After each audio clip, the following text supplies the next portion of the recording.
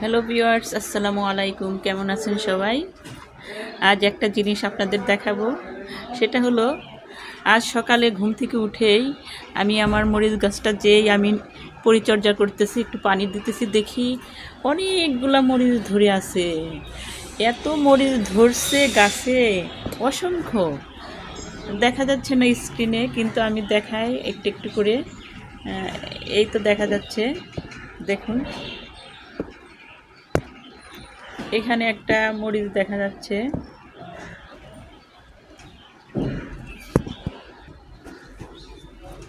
এই তো দেখতে পাচ্ছেন, এখানে কতগুলা মরিচ ধরছে। ওই তো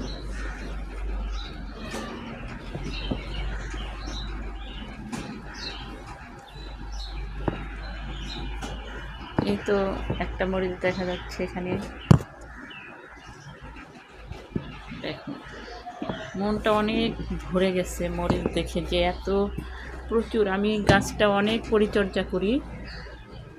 এই তো দেখা যাচ্ছে কত মরিচ, দেখেন গাছে এত মরিচ ধরছে যে গাছের মানে পাতায় পাতায় মরিচ ধরতেছে। এই তো, মানে আমি গাছটা অনেক পরিচর্যা করেছি। আমি কোনো গাছে এত মরিচ ফলাতে পারি না, কিন্তু গাছটাতে আমি অনেক মরিচ ফলিয়েছি। যেখানেও দেখা যাচ্ছে মরিচ ধরে আছে। আবার এই তো একটা দেখা যাচ্ছে, আরও এখানে কয়েকটা দেখাবো আমি। এই তো এখানে দেখা যাচ্ছে অলরেডি গাছে, দেখুন কত মরিচ ধরে আছে।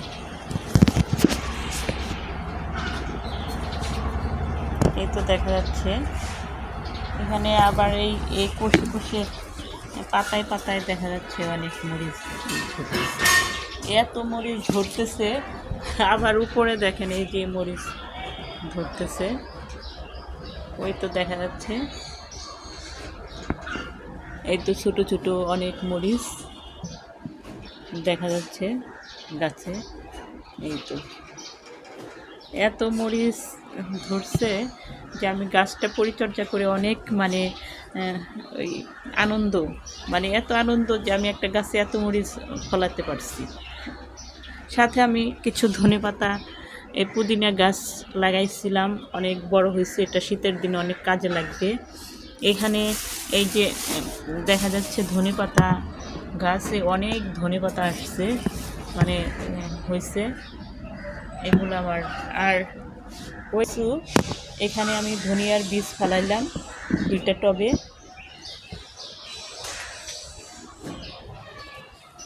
এখানেও আমি কিছু ধনিয়ার বীজ ফেলাই দিছি আবার নতুন করে। এই তো দেখেন কত ধনিয়ার পাতা দেখা যাচ্ছে। আমি এটা ঢেকে রাখি, একটা পলিথিন দিয়ে ঢেকে রাখি, কারণ পাখি এসে সব বীজ খেয়ে ফেলে। এত পাখি, যে চড়াই পাখি আমার বেলকনিতে থাকে, এরা বসবাস করে বেলকনিতে, উপরে বসবাস করে। দেখেন উপরে বসবাস করে এরা। এই যে খড়কুটা নিয়ে বসবাস করে, এখানে বসবাস করে। এখানে আমি পুরনো বালতি রেখেছিলাম, ওই পাশে ভিতরে বাসা দিয়েছে, দেখা যাচ্ছে না এগুলাতে বাসা। হ্যালো ভিউয়ার্স, আজকে আমি একটা নতুন জিনিস দেখাবো আপনাদের। সেটা হলো, হ্যালো ভিউয়ার্স, আমি আজকে একটা নতুন জিনিস দেখাবো। সেটা হলো, আমি রান্নাঘর থেকে কয়েকটা রসুনের কোয়া নিয়েছি। আগের বারও এরকম করে আমি কোয়াগুলা নিয়েছিলাম। আমি এগুলা এখন মাটির মধ্যে বুনে দিব একটা একটা করে কোয়াগুলা। বেশ রসুনের পাতা খেতে ইচ্ছে করলে এখান থেকে আমি বেলকনি থেকে ছিঁড়ে ছিঁড়ে খাই।